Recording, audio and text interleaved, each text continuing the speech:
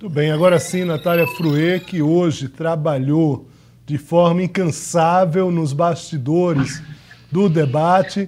Natália, queria a sua avaliação também desse debate, contando também aqui um pouco dos bastidores, a própria tensão, né, pré-debate. Ali a gente sabe, Afonso falou disso agora, da própria postura dos candidatos, a própria estratégia, porque a gente sabe, um erro num debate desse é um erro que pode ser fatal, pode interferir claramente na campanha. Então você tem uma tensão muito grande entre os times, entre os próprios candidatos. Você inclusive via, a partir dos próprios vídeos, a tensão. Tinha candidato que não conseguia de fato esconder ali a tensão no vídeo. Mas o que é que você viu, Natália? O que é que você anotou para contar para a gente? Muito obrigado mais uma vez pela presença, parabéns pelo trabalho e já mandei a foto aí para o seu WhatsApp, já está aí, viu?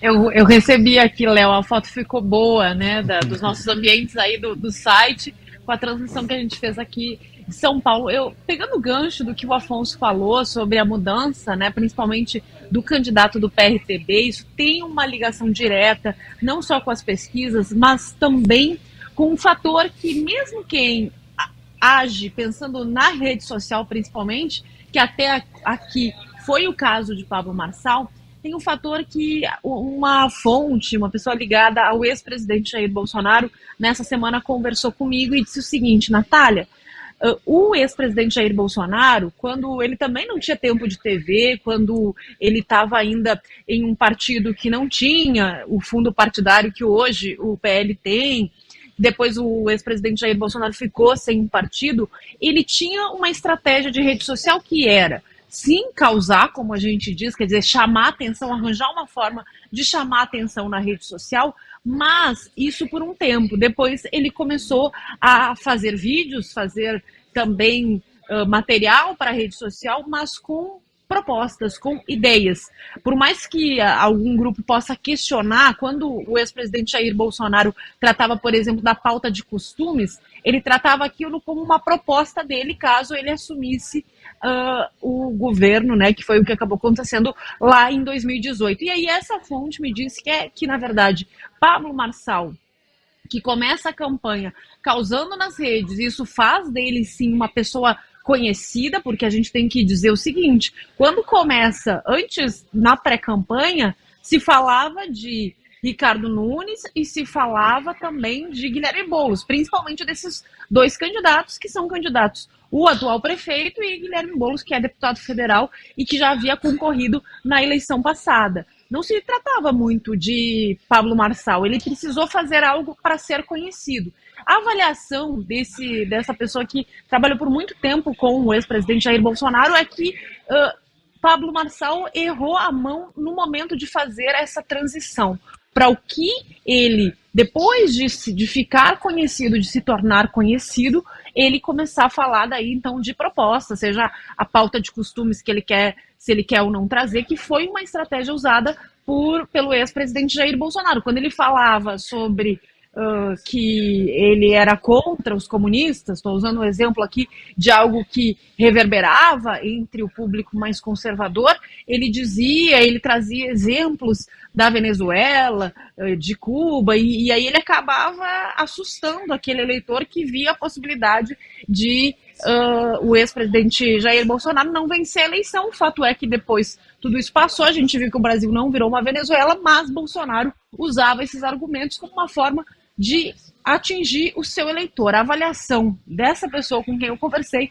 é que para Pablo Marçal falta ainda isso. Por isso que, a partir do debate do SBT, o candidato do PRTB adota uma nova postura. Os assessores avaliam que são 2 semanas, a gente tem 2 semanas até 6 de outubro, e que aí agora, essa transição neste momento pode ser algo que faça a diferença para, de fato, ele se viabilizar e poder ir para o segundo turno da eleição. A maioria dos levantamentos das pesquisas, quando trata sobre voto do eleitor, também diz que metade do eleitorado define o seu voto, faltando poucas horas, poucos dias para a eleição. Então é essa a aposta que Pablo Marçal faz, mudando de postura a partir do nosso debate, meninos.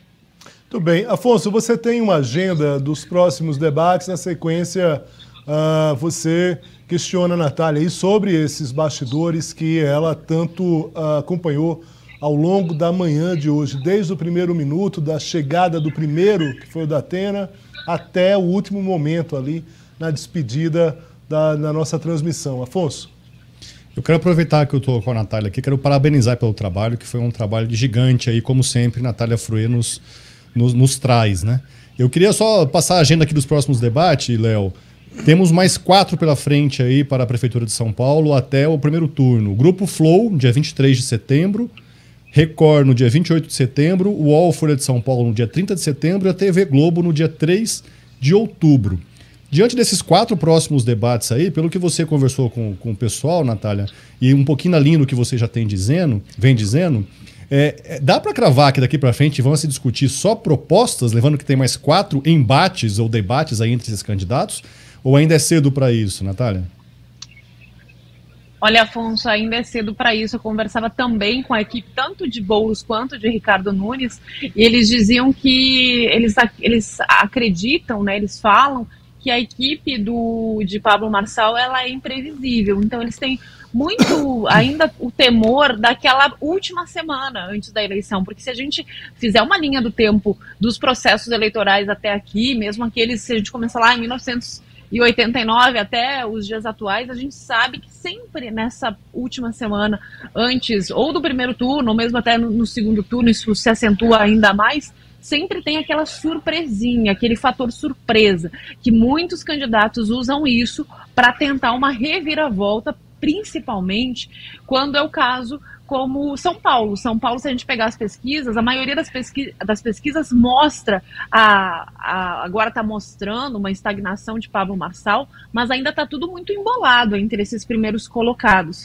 Então, eu diria que ainda não dá para a gente cravar que vai ser assim até o final desse primeiro turno, até 6 de outubro. Ainda não dá para cravar isso não, meninos. Muito bem.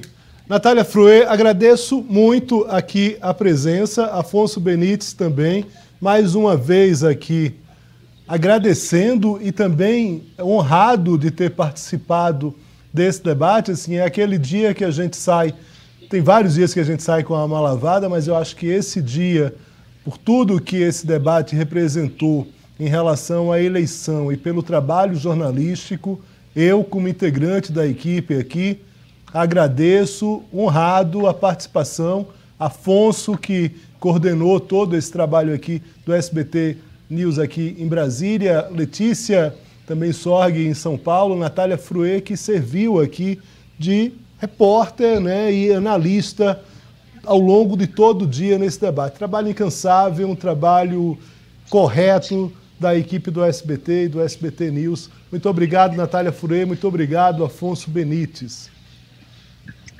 Só para encerrar, por favor, só para encerrar só para encerrar a participação, Léo, dá para a gente afirmar também que se de fato o Ricardo Nunes conseguiu se distanciar de Pablo Marçal, muito é mérito também do governador aqui de São Paulo, Tarcísio de Freitas, que tem feito questão de participar das agendas com Ricardo Nunes. E aí a gente volta naquele assunto de uma eleição que é municipal aqui em São Paulo, mas por ser a maior cidade do país, passa também pelo que vai acontecer em 2026. 2 anos passam muito rápido, a gente vai ver que depois ali de primeiro e segundo turno, a gente já vai estar falando em quem vai assumir o Palácio do Planalto a partir da eleição de 26, ou seja, a partir de janeiro de 2027, Léo.